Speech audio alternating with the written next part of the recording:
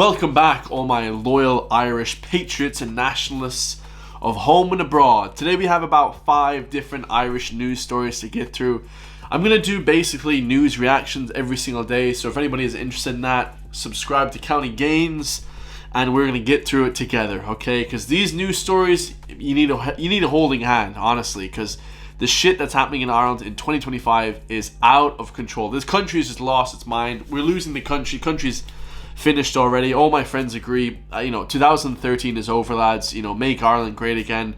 Unless there's a change of government very quickly, things can't be reversed. Anyway, but the first story we have here, oh man, I can't even read this shit. Security guard jailed for putting bodily fluid on woman's dress in broad daylight on Lewis. So this man, Abdiweli Ali, whacked off onto a woman's dress on the train. Like, lads, I'll tell you, if someone does that to me on the train, it's just, we're fighting. Like, straight up, guys, we're fighting. It's just on site every time until it's just, I don't know how the fuck can you even think about doing something like this? The victim told the court, "My life has changed completely since that day. I feel disgusted and utterly violated." They're definitely going to feel a certain way, guys. For certain. The words of a woman who traumatized after a man stood behind her on a crowded Lewis tram and soiled her dress with his semen. Oh, man. This guy was throwing yogurt ropes on this lady's dress. Like, how disgusting. So, this man looks like a lady. I thought that was a lady. I thought that was a woman. Anyways, but yeah, absolutely insane. Jailed for 8 months, okay, for the broad daylight sexual assault on June 10th last year. Security guard, which is not good. Security guards, you have to have some faith and some trust in to actually protect you. Instead, they're blowing loads on random women in public. Fuck. This is insane. 24, that dude's 20. This guy looks like a 40-year-old, 50-year-old man. This guy looks like shit. Abdiweli Ali was jailed for 8 months in broad daylight. Dublin, of course, the shithole of Ireland. And I don't mean that in the mean way. I love Dublin, the people, the culture. Dublin's like a different country compared to the West. I'm in the West, obviously. I love people from Dublin. I meet people from Dublin. I'm like, oh, I love you guys. But the city is a shithole now. They have fucking destroyed that city, guys. Dublin is just, it's dumb. So Dublin District Court heard that a woman and her friend travelled to the Tree Arena for a Smashing Pumpkins concert, describing it as an appalling offence. Judge Grania Malone stated that to ensure women could travel safely on public transport without being violated this way. This is disgusting. I'm just laughing because it's so ridiculous. This did not happen back in the day. I don't know what's going on. Ali from Somalia came to Ireland in 2020 claiming he fled from terrorist groups. He probably was the terrorist. He denied the allegation for a year and started changing his plea shortly before the trial was due to start. Oh, hold on. So he lied about it. So he said that didn't happen either. The case, Garda Cullen Howie Maguire, played CCTV footage and described how Ali and her victim in her late 20s boarded the tram at 7:20 p.m. It was jam-packed and Ali stood behind her for an 8-minute trip. So Ali, in 8 minutes, whacked off onto her. At one point during the journey, the injured party felt something wet on the back of her leg, but didn't have enough room to check what it actually was while being on the Lewis. On arrival, the point Lewis stopped with her friend, she checked her skirt and found what she suspected to be semen on her skirt. Oh, fuck. It's so disgusting. Who even thinks up of this? Like, just go to a prostitute. Isn't prostitution, legal in Ireland or whatever? Unreal. The DNA sample, oh my god, so they actually took a DNA sample of, oh, fuck. This is like in flipping Superbad when he says, I thought there was a big sample of DNA, of sperm and DNA, and then you just check the DNA. The DNA matched the samples from her skirt, and it said it was 1,000 million times more likely that it came from the accused than any other person. 1,000 million times. Holy crap. Pictures of the stained skirt were handed in court. The Gardaí agreed. The defense counsel, whatever, guys. Absolutely. That is horrendous, guys. That is horrendous. The victim's statement. My life has changed completely. We were not talking to men or wearing anything provocative. It was just going to the Lewis with my friend, as I have on many different occasions. I thought for no reason to doubt my safety was in a public space. Yeah, because in public you're safe, right? But obviously not anymore. Now I can't make any plans without having to consider the safety of every part of the plan. Yeah, I mean, to be honest, guys, like a lot of women, are pretty delusional about what's happening. A lot of women are very emotional. They're very delusional about what could happen. They could get attacked, assaulted. Men were very good. We work out. I watch these videos, police training. I'm very good. I'm like super aware. I actually worked security myself for 7 years. Okay, at the races, the Galway races, and in town as well. I worked a few different pubs. Okay, a few different times. Not often. Okay, but I'm very aware of security, and I wanted to join the army, and I'm very aware of what could actually happen, the violence that could happen. But a lot of women aren't, and now hopefully they're getting more aware. Okay, and they're standing up and speaking up that this bullshit shouldn't be happening. Okay, she said that she'd be attending counselling costing €80 per session. Jesus. She opened up on how prepared the trial, re-traumatized again. As a woman, I've always felt wary of drunk men, rowdy men, and creepy men, of course.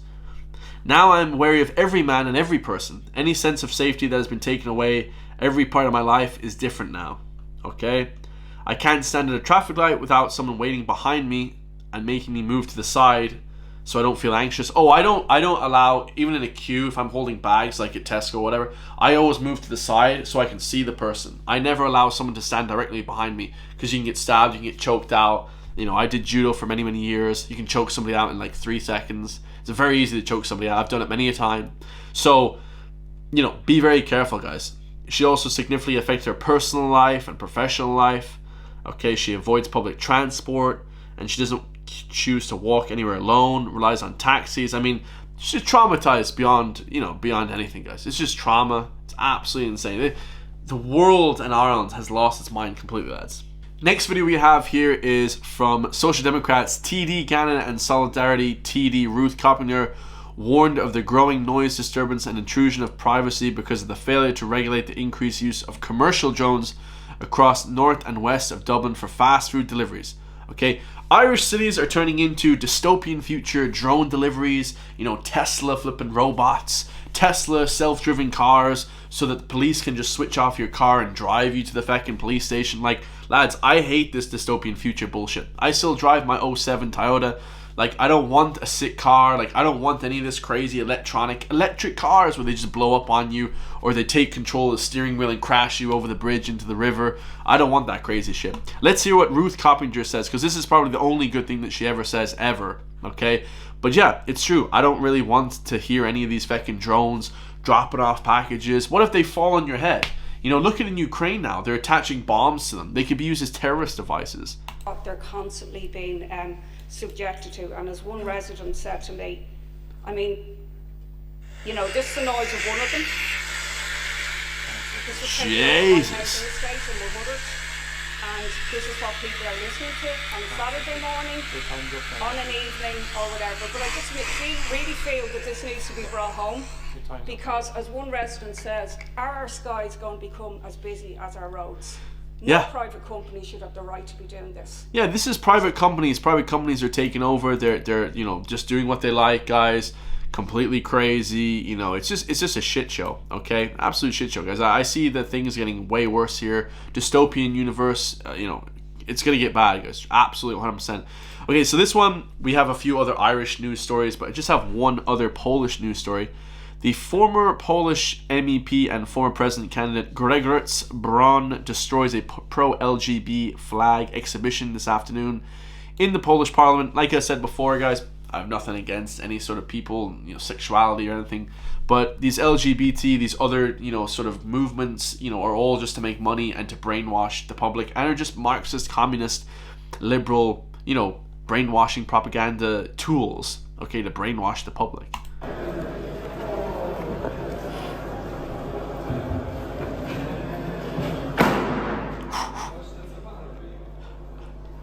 People in Eastern Europe, you don't know, they're crazy.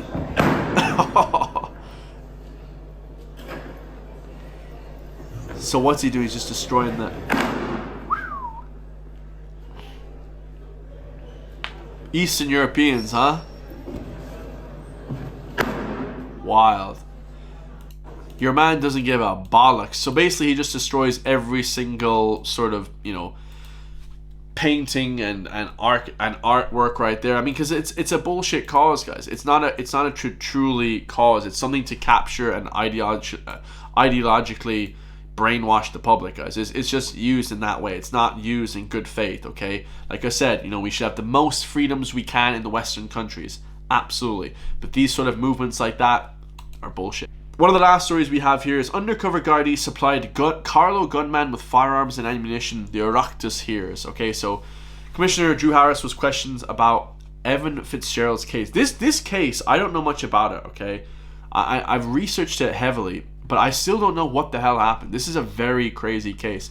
So this kid, 22-year-old kid, stole a weapon from a neighbor and walked through Fairgreen Shopping Centre and fired a shot into the air, and then he killed himself when the actual Gardaí showed up. Absolutely insane. So the undercover Gardaí supplied guns and ammunition to Carlo Man, who was then charged with possession of the firearms. So they did kind of like a sting operation, okay? While awaiting trial for the firearms, Mr. Fitzgerald from Kiltegan, County Wicklow, stole another weapon from a neighbour and fired shots into a Carlo shopping centre before turning the gun on himself. Okay, absolutely crazy. So they basically did a sting operation. Like, this kid looks like a regular kid. He's not like a criminal of any sorts or any gang member or anything like that. Just completely normal. I would say that the controlled delivery is a very sensitive police methodology. We use it for organized gangs and for terror offenses. So this is where it gets really crazy, guys. I have to show you this. Gardaí inquiry into Evan Fitzgerald followed a tip-off about an Irish person trying to buy guns on the dark net. Okay, the dark net I've never even been on. It's like this thing that you access through, the Onion and these type of different, what are they called again? These sort of platforms where you can basically get onto the dark web without having any sort of direct internet access. It's really crazy. So this is a sting operation, okay? So this guy was facing 13 charges, okay? That means he tried to buy 13 weapons. Like, what the hell? It's crazy. Or at least 13 different types of bullets and weapons. So how this kid is so obsessed with weapons. Like, I'm obsessed with guns, so I loved that when I was a kid, but I don't own any firearms, like, or anything like that, guys. Like, everybody around me does, like, farmers and shit like that. But, well, actually, I wouldn't tell anybody if I own weapons or not. But, for the most part, guys, like, people that own weapons wouldn't tell you. But this guy was obsessed with them at 22 years old. Not like a farmer, nothing like. The intelligence which appears to have come through Interpol. So Interpol, the FBI, basically. The FBI in America, of course. Of course, America helping Ireland once again.